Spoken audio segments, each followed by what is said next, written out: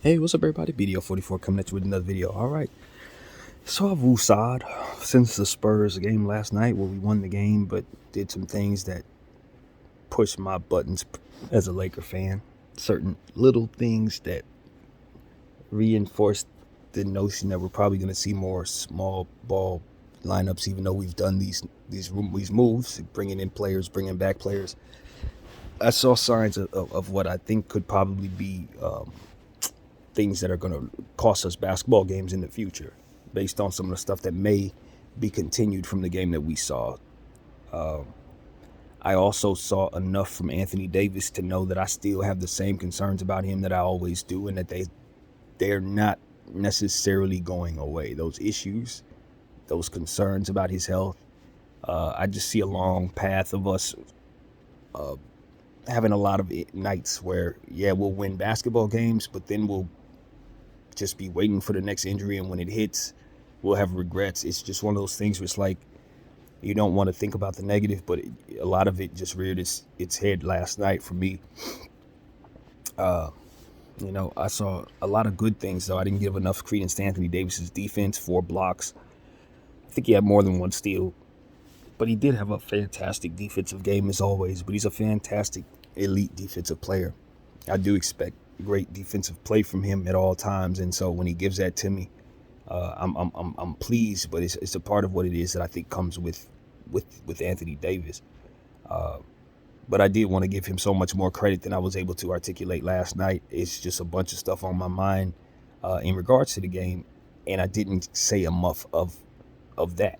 Not enough of that. Also, in the video I made, I misspoke quite a bit about the trade that I was hoping to see explored, even though I don't actually think it's a real desirable trade for the other team necessarily. If they get packed into some type of a trade deadline corner, I think it could be something that they could choose from a multitude of options, which would be one of our packages. It's up to them.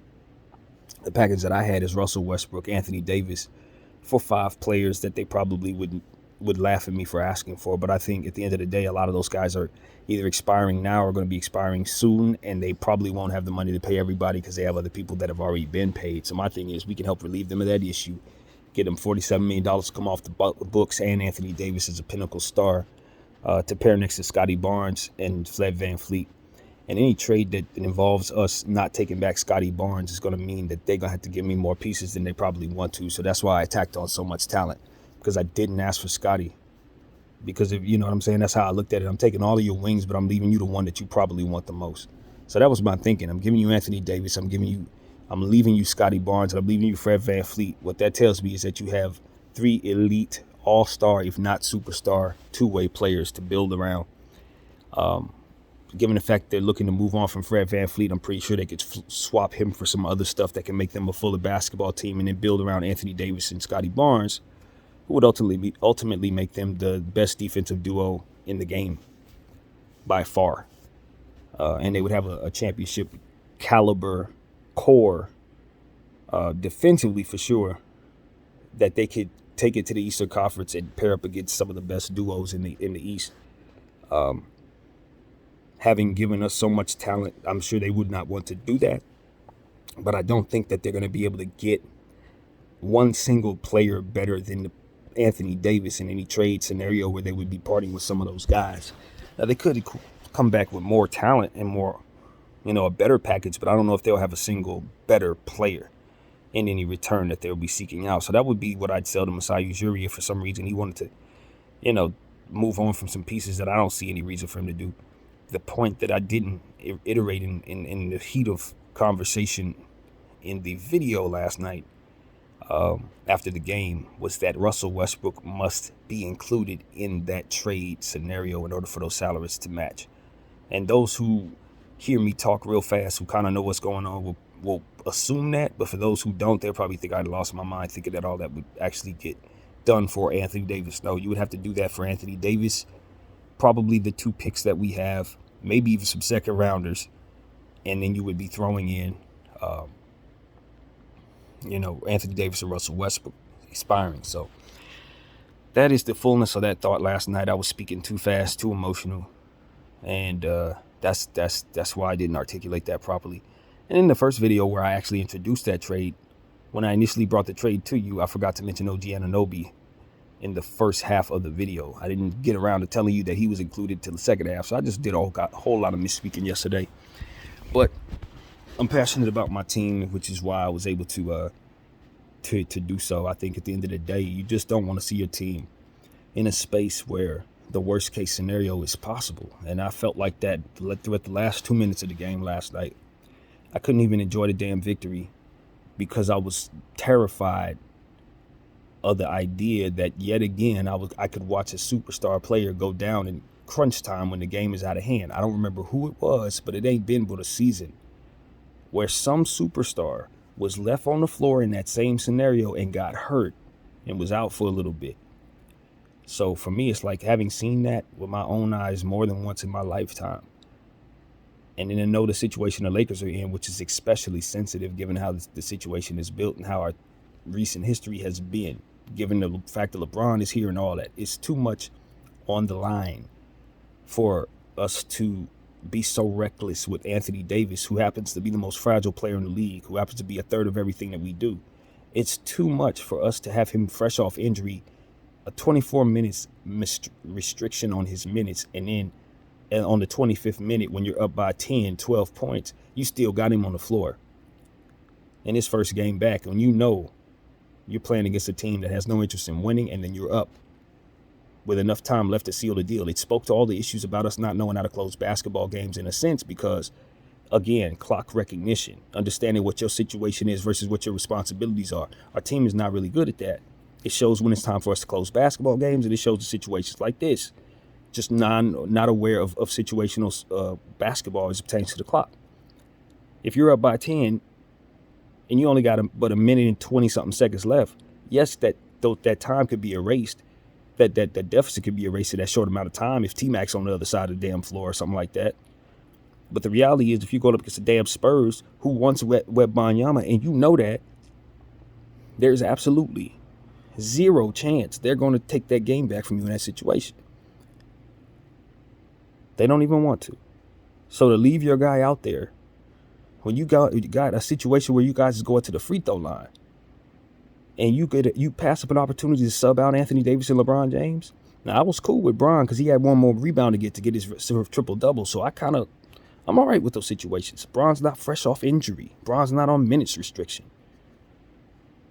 But AD, he just left him out there, huh? And it wasn't like AD was a pillar of strength out there. He had just fallen. He had literally just fallen on the ground. And for me, it's like whatever little drop in the bucket faith you're trying to give us in regards to the chemistry, the same thing that probably drives him to play certain players out of position so that they can be on the floor more.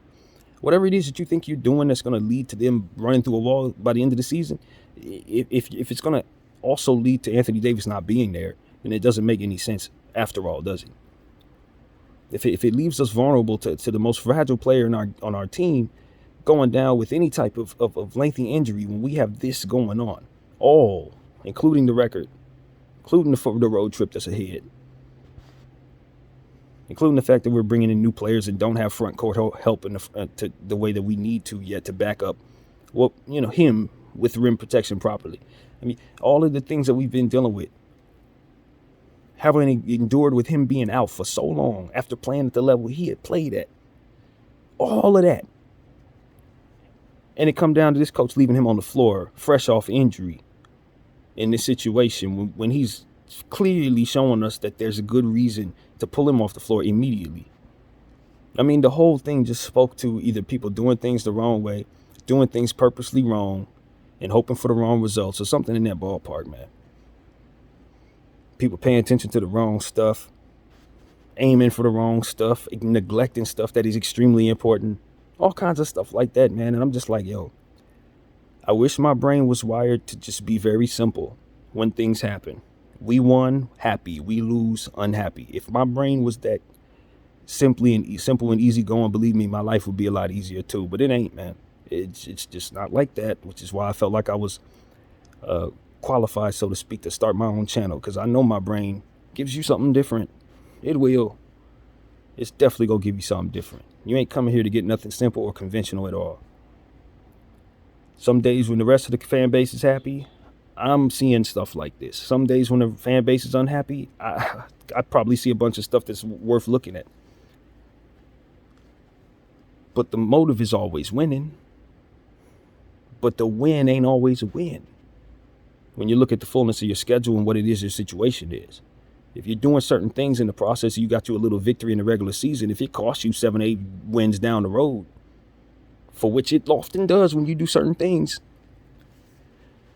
if you don't know that that's the case, then you're going to fall into those circumstances. Your team going to drag along with it. And for me, it's just like I don't have the pressure of having to make those real decisions in real time while the Laker fan base is screaming, 16,000 people screaming in my ear. I know it's different in real time when you got to make a real decision, which is why I try to discipline myself to understand that not everybody's sitting in a place of comfort in their home while they're addressing all of these different things. I'm in my comfort zone. I can see probably more than they would be able to see in real time, but that's why you have more than one person to help you, which is why I always say the other guys on the team. We got a full team full of coaches, water boys, players. Somebody needs to be communicating the various things that Darvin Ham is not able to see in real time because he's pressured out trying to focus on a million different things. Where is his help? This is what I refer to more than anything. This is why I refer to the coaching staff when I talk about the problems most of the time, because Darvin's going to do what Darvin does as a rookie coach. But I need other guys, including players, to point out opportunities to help win these basketball games. If a timeout needs to be called, a player's on the floor and Darvin Ham is stuck on stupid or whatever it is, I need the assistant coaches to call the timeout when you know the errant play is in place. Don't allow Dennis Schroeder to pass the ball to Kawhi Leonard in transition when he's on the damn floor. Okay, this is when other people have to take it upon themselves to not wait for Darvin Ham. No, because he's going to regret that he didn't call that timeout, and somebody else who's on top of it needs to be able to save him from that mistake. These are the type of things that I just want our team to work together on, man. If we're on the same string in competitive intellect is what's driving us, then I want to see people's instincts lean in on things that help us win, not the other way around. Not things that leave us vulnerable, not things that leave us at a size disadvantage, not things that are going to look so very unconventional that you got to wait 7 and 8 losses to see it be fruitful. When we're already 5, 6, 7 games under 500, I'm telling you, the way that I equate it is everybody's trying to manage an ego so bad that we comfortably walking into losses, comfortably walking into risky situations so that guys can feel good about themselves. And I'm telling you, if that's what is required to make this happen, and it's on Rob to get those players out of here, man. I'm telling you, Russell Westbrook, Patrick Beverley, players that we have to play a lot in order for the chemistry to be okay, when they don't contribute maybe as much as some of the other guys who that ain't the case, I need them players off the team, friend. Because it ain't about whether I like them or not, or whether or not I think they can be used properly. It's just about whether or not Darvin Ham is going to be able to work around these people for using them properly. That's what I'm seeing. I'm seeing him saying, I can't focus on coaching this team if Russell Westbrook and Patrick Beverley aren't pleased. There's no way we're going to get along if those two aren't managed. And that's exactly what I see there. That's exactly what I see there. A rookie coach doing his best to manage impossible circumstances. You got two guys here who he wants to keep in these lineups because he has to keep them happy so he can keep them off each other's behind because they've been rivals for 10 years. So he's trying to keep them in rotation as much as possible, and he's doing it wrong. He's putting them on the floor where they have to rely upon each other for size and stuff like that. It's just like, bro, if you're trying to make something happen in a positive way, the last thing you do is that. Leave them on the floor with people that ain't good enough to help them with their weaknesses. Let's just be honest, man. You're going to throw him down there with Lonnie Walker and stuff. Lonnie's a guard, too. He can't defend no better than they can. And you're going to have him down there trying to collectively together. They come together to form the small defensive gang, right? That's what you see there, Darvin. It's like, man, that doesn't even add up, even to the simplest of us. That ain't going to add up. Because as soon as you see dudes getting rebound over and layups going up, second chance points, third, fourth, fifth offensive rebound, sixth, seventh, eighth offensive rebound, you start to understand that ain't just because Dennis Schroeder and Patrick Beverley ain't trying hard enough. It's the complete opposite. It's because the coach put them on the floor with people they ain't had no business being on the floor with, and that's why they can't help one another properly.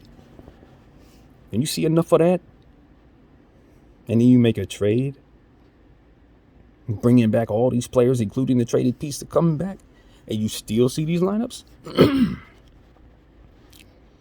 ain't gonna react well to that. And that's exactly what this was. I ain't react well to that.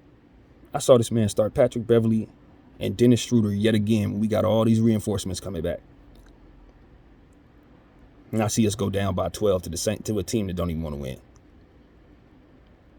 You know what I'm saying? So it's like, buddy, my thing is at this point, we just are in a space where even if we get an overwhelming amount of upgrades, at the end of the day, if we don't start getting better at helping Darvin not make rookie mistakes that cost us so much, whether it be basketball games or risking our future or forgetting that he has timeouts that cost us basketball games as well, stuff like that, rotations that leave us at a clear disadvantage and no reaction to the change or what have you, little stuff that coaches are going to make when they're first getting started, rookie mistakes. If we don't find a way to assist him away from those mistakes, and it's going to cost us more than we're ready to pay. I'm just telling y'all the truth. It's going to cost us more than we're ready to pay. And I can see a path where all these little buttons he's pressing, if everybody's healthy, can make us the best playoff team we can get to. But I'm telling you, what he's going to end up having is a team that's ready to be that good, that ain't healthy enough to be that good because of the decisions he made along the way. They're going to be fired up. They're going to be refined, and mentally they're going to be on a string, all that stuff. They're going to be ready to run through a wall for you, but their bodies ain't going to be nothing left because you did it all wrong all the way up to that point, trying to manage the egos. That's the path we're on. That's the path we're on. And so my thing is like, can we get away from that? Clearly there's some things that work. And ironically enough, it's probably easier personalities doing those things. Just put Max Christie on the floor, William Gabriel. They ain't gonna give you no trouble, bro. They're going to do exactly what you want them to do. Rui Hachimura, they're going to play great. Thomas Bryant, they ain't going to give you no trouble. Just invest in them, and they'll play well. But you got the whole team leaning on the decision-making of Patrick Beverley, Dennis Schroeder, and Russell Westbrook. And our record is exactly the way it's supposed to be when you do that. Exactly the way it's supposed to be. And for the life of me, I do believe we're the only franchise that will prioritize role players and struggling players over goddamn LeBron James. Like, let's be honest. Who else is going to do that? Who else is going to say, let's make sure Patrick Beverley and Russell Westbrook get their touches? And when LeBron James run around the floor with them miserable? Nobody. None of the teams, only us, would even remotely find ourselves in a space where that would even be reasonably necessary. For the first time since LeBron James has been here, I saw him get 3 straight passes to splash set shot shooters. And he bumped his fist like he had won the championship. It was something that he hadn't seen since he'd been in purple and gold, probably at all. Just conventional stuff that everybody seems to know that we need except for us. Shooting. Max Christie hit a set shot. Rui Hachimura hit a set shot. I think it was someone else as well. Might have been Dennis Schroeder. Where is the catch and shoot players that's going to help this man get those type of plays off that obviously cater to his most dominant strengths? You know what I'm saying? Patrick Beverley. We keep looking for Patrick Beverley to hit these corner jumpers. I can't tell you how many times we kept finding Patrick Beverley. Do you know why we kept finding Patrick Beverley? Because every defense knows you don't have to guard Patrick Beverley. That's why he's always open. He's open for a reason, coach.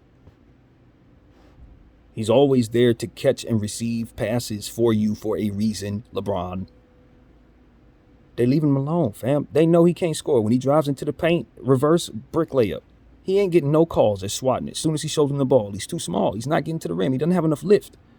He's an empty player offensively in these situations. You don't have an attack in certain ways that's not there. You have empty possessions purposefully based on what you expect from him on paper, and you do it anyway. It's like this type of stuff screams of stupidity, and we cannot articulate it kinder if we're going to be authentic in how we feel about it. You can't have me show you exactly how I feel about it if I'm going to word it in a way that's kinder to you. I'm not going to be able to, man. It's important. It's more important that I tell you exactly how I feel about it rather than to try to make people feel better about it. If they want me to feel better about it, stop doing it, y'all. Stop irritating this fan with this stuff that just clearly hurts us in 7 different ways and maybe helps us in 2. 2 ways that I can't see, by the way. I don't see none of that. So it's like it was just too much wrong last night for me to be celebrating a damn win against a team that didn't want to win. There's too much went wrong. It was too much irritating, bad Lakers stuff that just reared its ugly head all through the game. And it didn't really have to do with some of the players at all. Like, Anthony Davis was amazing. Rui Hachimura, his debut was stellar. Max Christie, I loved every second of his play down there. You know, Dennis Schroeder played ball, man. I loved his defense last night. So it wasn't like I didn't like what I saw from a lot of the players. Bron was exactly good as I want him to be. Only thing I had any issue with was the turnovers. Other than that, I was smooth sailing with the players that I needed to see it from, which is why I didn't really love the fact that I was so angry at the end of the game. Because if you're angry at the end of the game, it shouldn't have been because the players played well and you won. But because I'm exactly aware of all that I feel I am, I know that we probably cost ourselves 4 and 5 games if we continue doing that stuff. Maybe more wins if we continue doing the stuff that we did against San Antonio. When we now have reinforcements to do things much differently. So it's on Rob Pelinka to continue to extract from this team to make it make more sense. You did a great job getting Kendrick off the team. We needed to do that. Kendrick was getting better, and I'm really happy that he had a good debut in Washington. Y'all know I feel he's going to play better for the Washington Wizards than for the Lakers because I think he's getting in better shape. I already articulated that before I even knew he was getting traded. So that's still going to be the stance. But for the player that we had, you know, it made it harder for us because our coach would like to put him in the rotations with them small ball lineups as well. And Kendrick had his limitations and stuff like that, so it made it worse. But it's like, no, man, we got rid of guards for that reason. Apparently, we still need to be getting rid of guards so Darvin can kind of have less of these small ball options. I just want us to get all the small people off the team so he don't have no choices to do this no more, man. Like, that's how I feel. Get rid of everybody under 6'3" so he can't do this anymore. You got to disarm the coach from if you're not going to fire the coach, which nobody really wants to do at all, including myself. I don't really want to fire rookies for making rookie mistakes, especially when it's overall making us we're winning games that we probably otherwise wouldn't win. Guys are playing well for him. They want to play for him. So I'm not trying to disrupt that. I just don't like his decision making. And if he continues this decision making, I will be calling for his head in the future seasons. Y'all know I will. But in the rookie season, I just know better. You're going to hire a rookie coach and tell him to win a championship. You're going to likely not have that happen. And that's what this organization, this Knights of the Round Table, set up themselves with this type of environment. So I know what comes with it. So you ain't going to hear me saying fire Darvin Ham. Nah. Nope. This is what happens when you hire a rookie coach and tell him to go win right now. You got to go live with that. You got to see that through. You know what I'm saying? So I'm not telling nobody to fire a rookie coach. Nah, you look stupid for even hiring a rookie coach. We ain't gonna tell you to fire him. Now you gotta see it through. So we gonna go down with the ship and his bad decision making. But this is why I'm telling everybody that it's on our organization to disarm him from the stuff that he's gonna do that ain't no good for us. We ain't gonna let you have the out of firing him and then hiring another coach is gonna do the same thing because that's all y'all been doing is hiring small ball coaches over and over and over again. Now you gotta sit with this one. You gotta stick with the black one. Sorry. We're going to stick with the black coach here. The rookie black coach that y'all put in this situation to possibly set him up so he would fail any damn way. Nope. You stuck with him. We're going to make you see it through. And we're also going to ask you to disarm him from any of the bad stuff that he's prone to do. Get Russell off of this team. Get Schroeder off of this team. Get Patrick Beverly off of this team. So he can't do this anymore. So he can't leave our roster without size down there. So he don't leave Bron out there trying to rebound over big players like Joel Embiid. Got to take that. We just got to remove all of that. You got to get everybody on his team about as tall It's Rui Hachimura, so we don't even have those issues no more. It's necessary. And we've reached the Kobe minute, of course. I want to salute Kobe. I've been slipping on that since this team has left me so furious and passionate about their mistakes. I'm very, very pleased with the trades that we've made. For once, I'm not mad at Rob. You know what I'm saying? Rob has done his part. He's shown us that he's been careful not to make bad trades and solid on pulling the trigger on one that's good. So that's really all we can say. What have you done for me lately? Good stuff. We're waiting for the next good thing. But Darvin Ham, the only thing saving you from getting fired is the fact you're a rookie, and I want to hold this team to the fire for hiring a rookie. It's the only thing keeping me from calling for your job. At this point, you ain't done a whole lot philosophy-wise that makes me think you ain't going to cost us games at the end of this damn thing. That's what I think. I think we done lost games more so because of our coach probably than anything damn else. That's what I really think. More than anything else.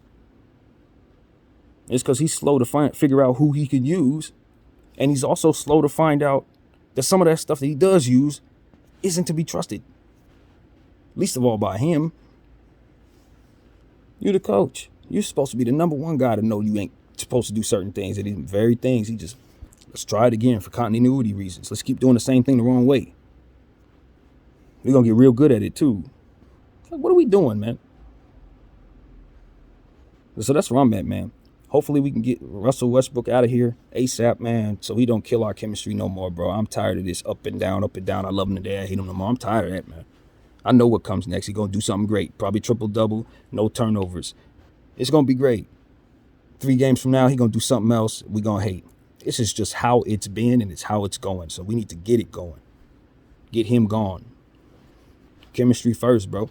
Name on the front of the jersey. That's what it's about. I'm tired of this of this buddy ball. You know, this. I'm a just manage him because, you know, it's so difficult. He going to throw a fit if he don't get his way. Bull crap. Everybody like that need to get the hell off this team. Everyone. You know what I'm saying? And the funny thing about it is, for all that they say about Bron, I ain't been getting that from Bron. Bron seemed like his attitude is like mine these last 2 games. He's playing great. He's doing his thing. He wants to win. You know what I mean? But it's like, maybe the people around me might help. Maybe they don't. I do my part, though. I feel that way. That's how I feel with my voice. Sad, man. But unlike Bron, I don't get to leave. I'm stuck here whether they do good or not. I'm a fan for real. I can't go. I ain't going to be able to just relieve myself of the ineptitude of this front office. I got to go down with the ship.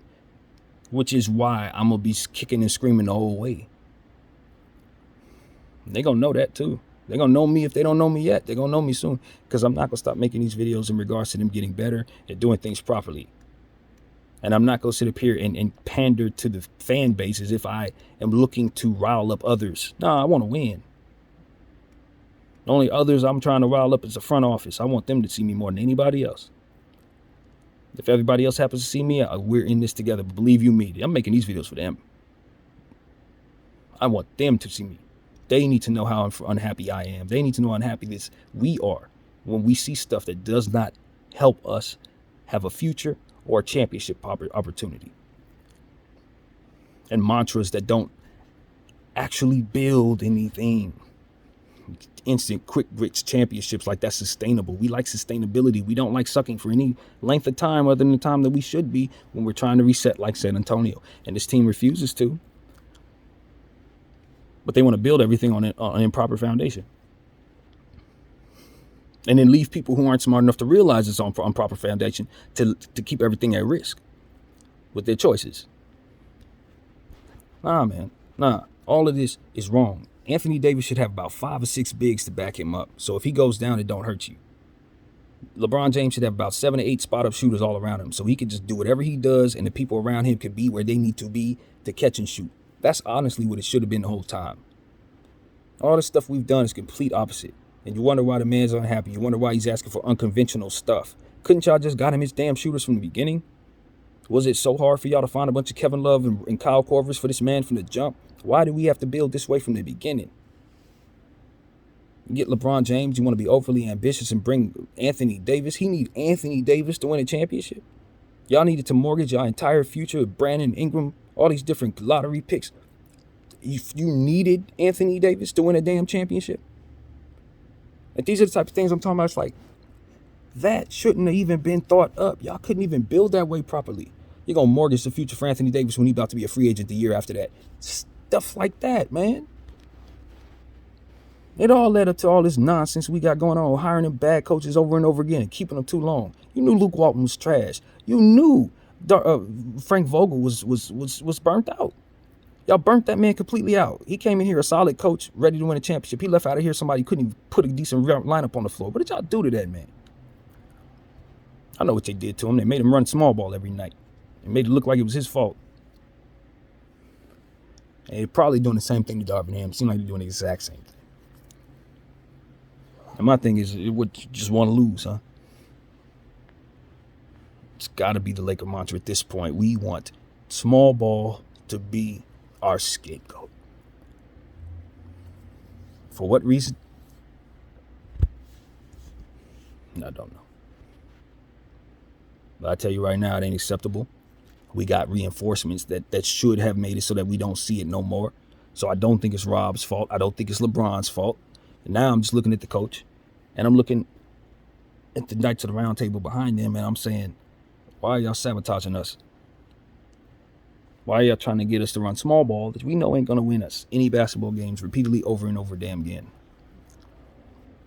For 2 years. Why do y'all make it so that that's the environment for which this takes place? Better yet, I don't care why. Just stop. That's a better way to articulate it. Just stop. I don't care why. BDL 44. I thank y'all for watching.